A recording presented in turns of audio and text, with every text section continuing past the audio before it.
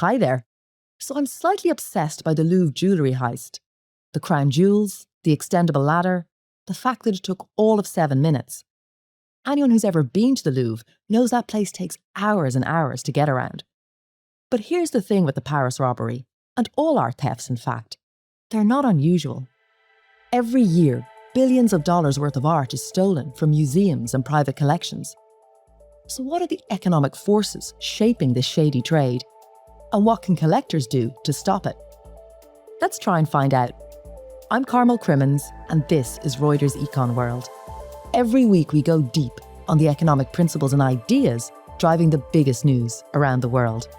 On this week's show, art heists.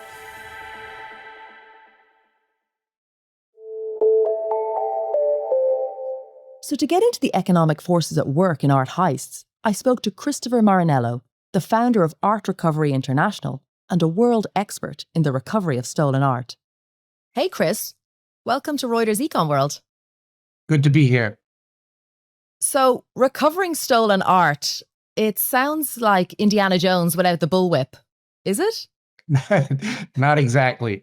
I do a lot of negotiation with criminals, fences, possessors of stolen property, lawyers. There's a lot more that goes on behind the scenes than simply meeting criminals and recovering stolen artwork. Turning up at the pyramid. Yeah. That's right.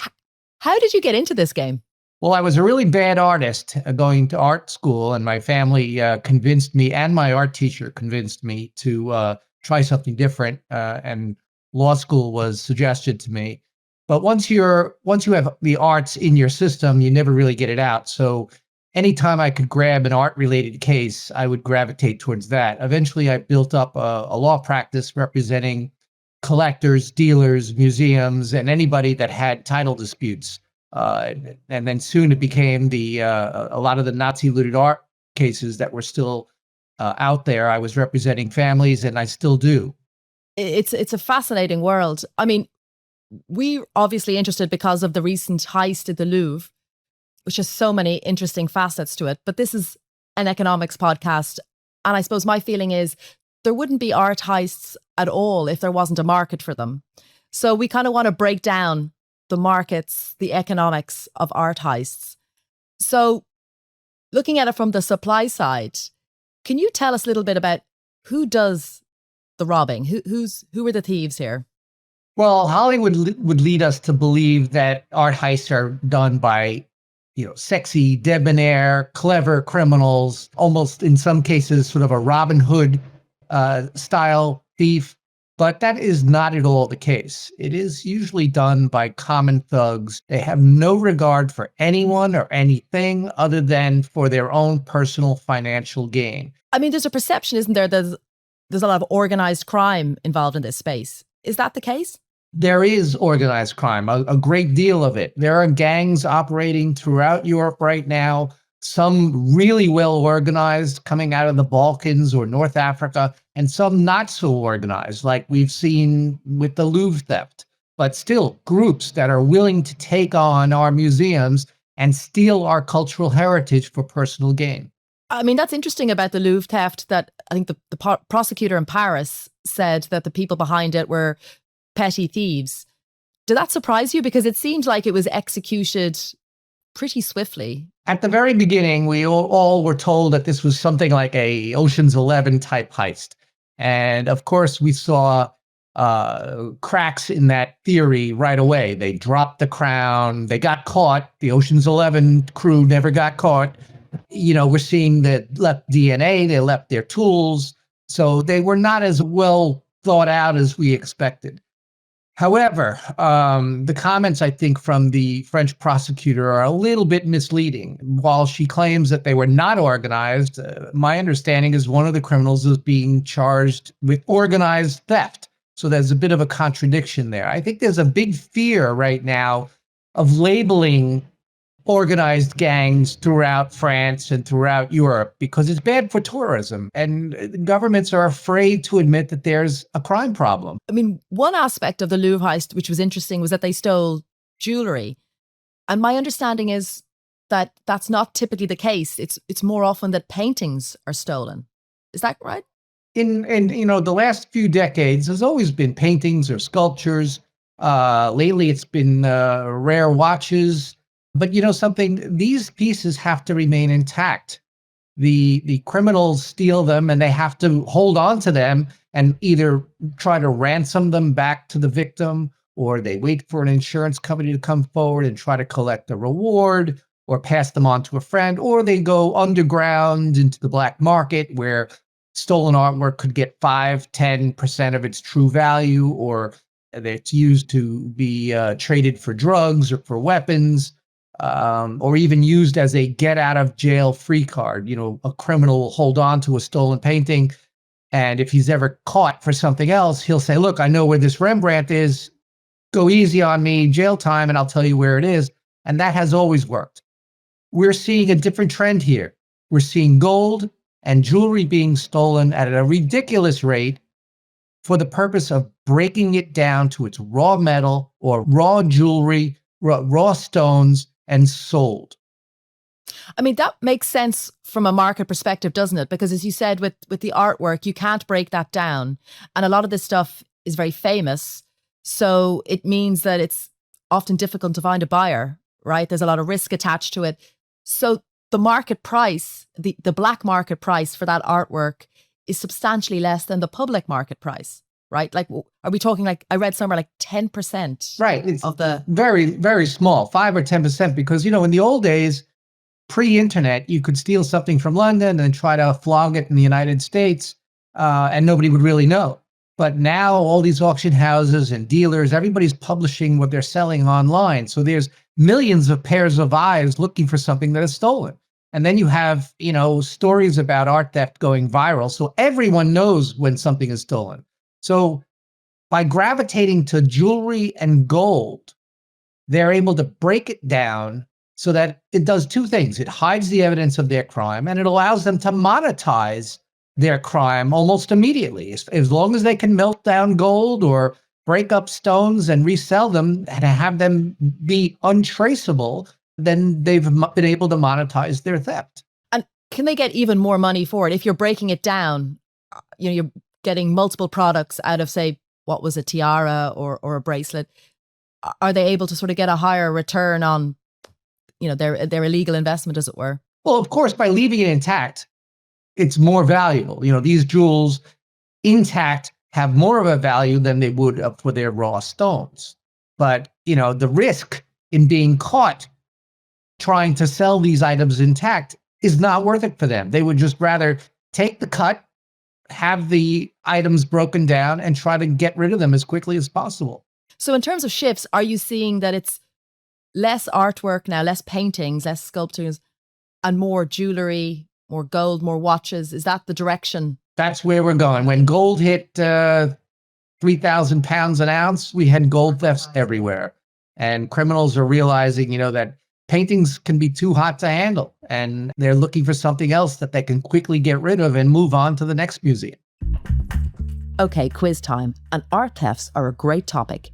For this week's quiz, we're looking at the Isabella Stewart Gardner Museum heist in Boston in 1990. That's the biggest unsolved art theft in history. 13 works, including 3 Rembrandts and a Vermeer, all estimated to be worth over $500 million, were stolen in the middle of the night, while 2 security guards sat handcuffed in the basement. So the question is, what disguise did the thieves use? Was it A, janitors, B, tourists, or C, police officers? We'll have the answer for you at the end of the show. Up next, we've talked about who's stealing the art, but who's buying it? Talk to me about the demand side of the market. Who's doing the buying here? Because it's high risk. You might be paying 10% of the market value, but it's high risk.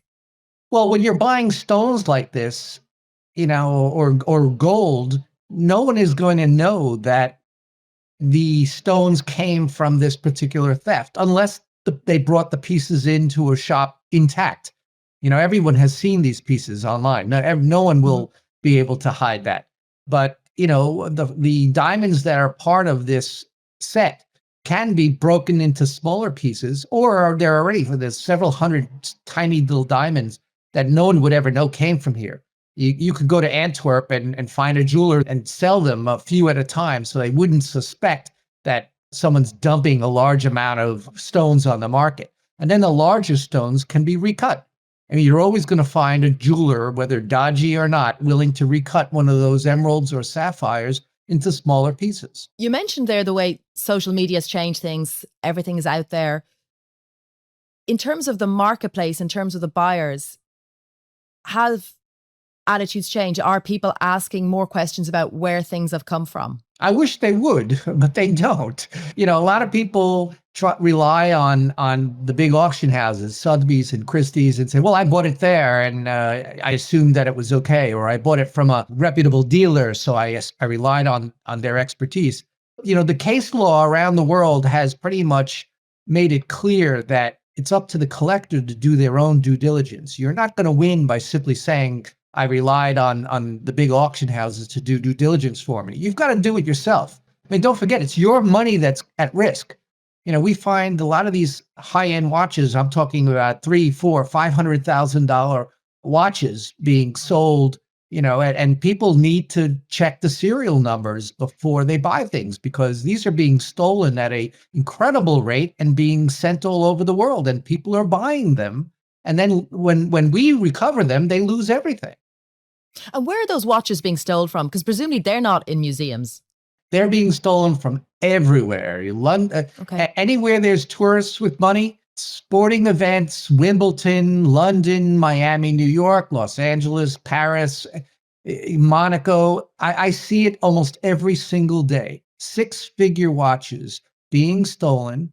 And of course, they need to remain intact, to keep their value, but they get moved on to Hong Kong, China, Vietnam, the UAE, and people will buy them without asking any questions. They're stolen from people out on the street going out to dinner in Mayfair in London. They're right off their wrist. They're stolen at the airport in Milan. They're stolen outside of hotels. Sometimes even the hotel personnel and the restaurant staff are in with the gangs and tipping off the criminals that someone has just walked in with a 6-figure watch, and then they get robbed moments later.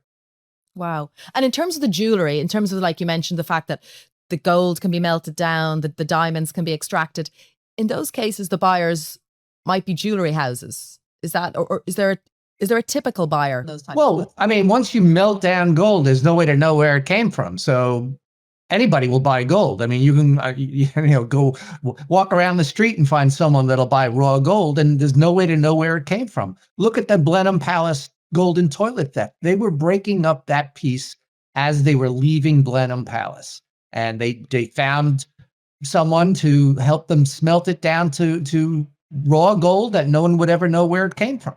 Is there high demand now because, we've got the stock market at record highs?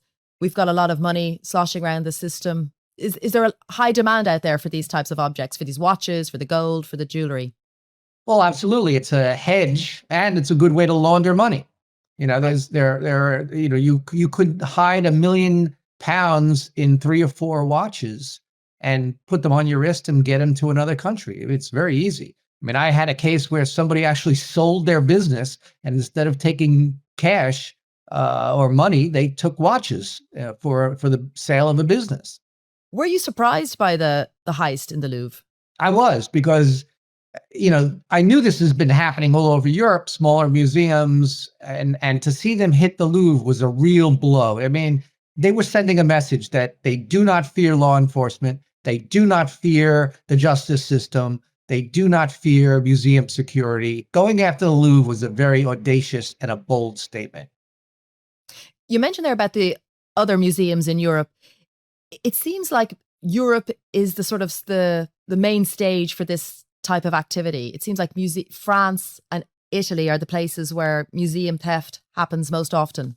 Well, there's an enormous amount of art in Europe and in the UK, and everyone is financially strapped. Coming out of COVID, there was money that was spent on the health crisis. Then you have the immigration crisis, and then you have the war in Ukraine. So when a museum says to the government that they need more funding for security, they're going to get a cold shoulder. It is interesting, though, one of the most famous thefts of all, which was the Mona Lisa, I think back in 1911 from the Louvre, actually, in a funny way, helped that painting and helped the museum in the long run, right, in terms of the publicity. What is the publicity element around all of this? Well, there's always some sort of highlight, once the press gets hold of a case. Even when I do a Nazi looted art case and, we may resolve a Nazi looted dispute over a painting in a museum. And then when it hits the press, everyone will go flock to see that painting.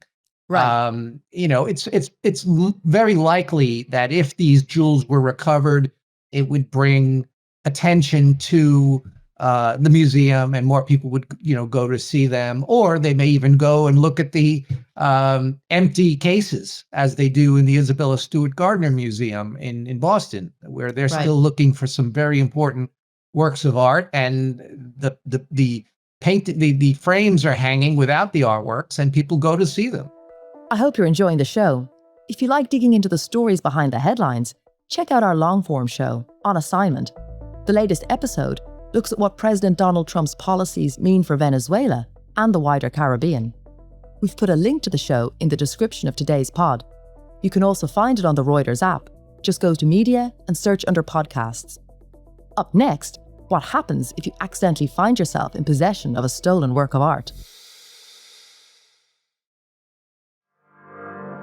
You mentioned the Gardner Museum in Boston. That was a famous theft in 1990, and none of those items were recovered. Am I right? That's correct. There's still a $10 million reward for information leading to the recovery of those pieces. I mean, is stolen art typically recovered? It's like a 5 or 10%, chance, because we don't always get cooperation from law enforcement. That's another problem. They're not well funded. Why is that? Well, they claim to be overworked, underpaid. They can't always handle art cases. They're too busy with murders and other cases, and they really give art-related crime the bottom, of their pile. That's a fact. And police officers say to me, Chris, we can't do more. We're not well funded. We don't have any money to investigate these things, especially when the stolen item is found in another country. And they blame the prosecutors for not bringing the cases forward. And then the prosecutors complain to me that they're told by the governments to not prosecute so many cases because there's no place to put these people. I mean, what are the rules of ownership in all of this, of the property rules around these items?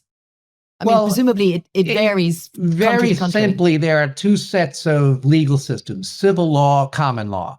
Okay, the US and the UK are common law countries, which means you cannot get title to stolen art through the chain of the thief. So if you buy a painting from a criminal, even if you didn't know it was stolen, the victim has rights and can pursue you for owning or possessing their stolen item. But in other words, you can't simply say, I didn't know it was stolen. Correct. It belongs to me. That defense doesn't apply. Correct. Okay. But in countries elsewhere, Switzerland, France, Italy are civil law countries, which means that if you, generally speaking, of course, if you buy at auction not knowing that the artwork was stolen, you can have a legitimate title claim to stolen art. And that's, of course, every country has, like in Italy, it cannot be a state-owned museum that is the victim. Any state-owned property cannot come under those laws. But, generally speaking, it's much easier to recover stolen art in a common law country like the UK and the US. In terms of the methods that are deployed by thieves, there's sort of different types of robberies, isn't there? There's like the stealth raid, there's the smash and grab. Can you just talk us through the methods that are used? Well, we have the Ocean's 11 type crime where there are lasers involved. The crane and the lasers. I've actually had cases where people have scaled the side of an auction house, at night and entered through a window and stole all kinds of rare books.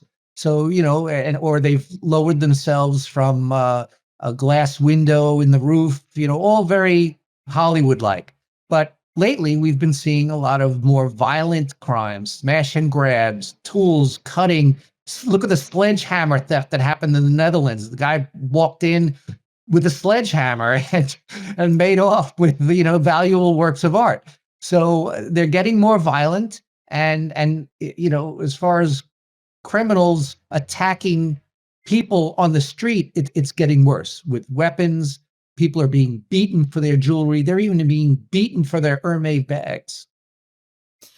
And what can museums do other than deploy more security, and therefore get more funding from the state to deploy more security? Well, What else that's can the be problem. done? Everyone's going to say they have no funding. They are all consistently denied funding. So what can they do? They need to evaluate their collections. If they have gold and they have jewelry, they need to move it to a basement and into a vault-like atmosphere, because that's what it is. It's money. It's money to these criminals. And if the museum doesn't have the funds to build a vault-like enclosure for jewelry or gold, then they need to trade their objects with other museums that are maybe better secured. I think that there should be photo ID for people who enter museums, so that we can, it's a low cost method of being able to identify people who may come in and try to scope out a museum in advance, like they did with this particular Louvre theft. And in terms of rich individuals, people with collections or with, fabulously expensive watches, what can they do? Buy insurance. I hate to say it, but I have so many police officers that all they do now is hand out crime reference numbers and say, "We hope you were insured." And they say, "Well, what about, aren't you going to take fingerprints? Aren't you going to investigate my crime?" "No, I'm sorry. We don't have the ability to do that. Here's, go to your insurance company." And a lot of people, a lot of collectors are not insured, and that has to change. There are new insurance products, new insurance companies that are coming available during this crime wave, saying that we will, insure your collections very quickly, and they will pay out on any losses. So that's what, unfortunately, what we've come to is, people think they can wear a six-figure watch on their wrist and it's not going to be stolen because it's on their wrist, but they're getting beaten for these important watches. And the role of social media in all of this, I mean, is there, I suppose if you're out there with these items, you're kind of signposting it.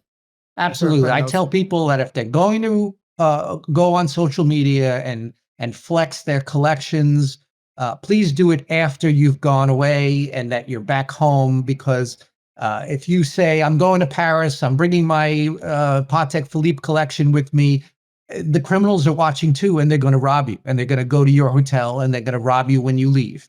So wait till you get home to flex. There's also this culture of everybody taking photos of everything. Sometimes they don't even own this stuff. There are people on social media with Lamborghinis and collections of rare watches that they don't own any of it, but they're creating this demand and this desire and feeding into this criminality of, I want to steal this, and then I want to be able to sell this. If you like this podcast, why not subscribe to the newsletter that accompanies it? It's also called Reuters Econ World, and it spotlights our best coverage of finance and economics. It's published straight to your inbox every Thursday. We've put a link to the sign-up in the description to today's show. In the final part of the show, we hear where Chris thinks art heists go from here. You've been in this business a long time. Are there cycles? Right now the demand for gold is very high because the price of gold is very high in the wholesale markets. But are there other trends that you see? Like, for instance, in years gone past, were there particular artists that were sought after their artwork? Like, is there... Well, it's always been the named artists, Picasso, Degas, they know Dali, they these are the, artworks that were typically stolen and, from every museum. The trend has been rare watches, because everyone thought that the watch industry was dead when the iPhone came out, but they responded with six-figure watches, creating a demand. Rolex, Patek Philippe, Richard Mille, everybody wants these. The sports stars are wearing them. The Formula One drivers are wearing them. Everybody wants these, including the criminals, because they're so easy to sell and so easy to move around the world because they fit on your wrist. Chris, your company has recovered, I think, art worth more than $500 million? 600 now. 600. Okay. Wow. Is there a case that stands out for you? Well, it's the Nazi looted art cases that really stand out because I'm shocked that we're still dealing with this 80 years after World War II. I was involved in the Gerlich case, that man in Germany that was found with hundreds of stolen and looted works of art. I was involved in the first Nazi looted art case in the Norwegian Museum, where a Matisse was in their possession and it belonged to one of my clients. So these cases are pretty notable to us because we get to return something to a family heir that never thought they would see anything again. You know, their family was murdered, everything that they had was taken from them by the Nazis, and something comes back to them. And it's just a very moving experience to see that. Chris, thank you so much for your time. My pleasure. Thank you so much for having me.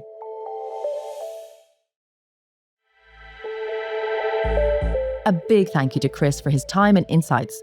You can catch all our great coverage of the Louvre heist on Reuters.com and the Reuters app. Now for that quiz. I asked you what disguise the thieves used in the Isabella Stewart Gardner Museum heist in Boston in 1990. Was it A, janitors, B, tourists, or C, police officers? And the answer is police officers. Two men in police uniforms rang the museum intercom in the early hours of the morning, saying they were responding to a disturbance. The guard on duty broke protocol and allowed them through the employee entrance.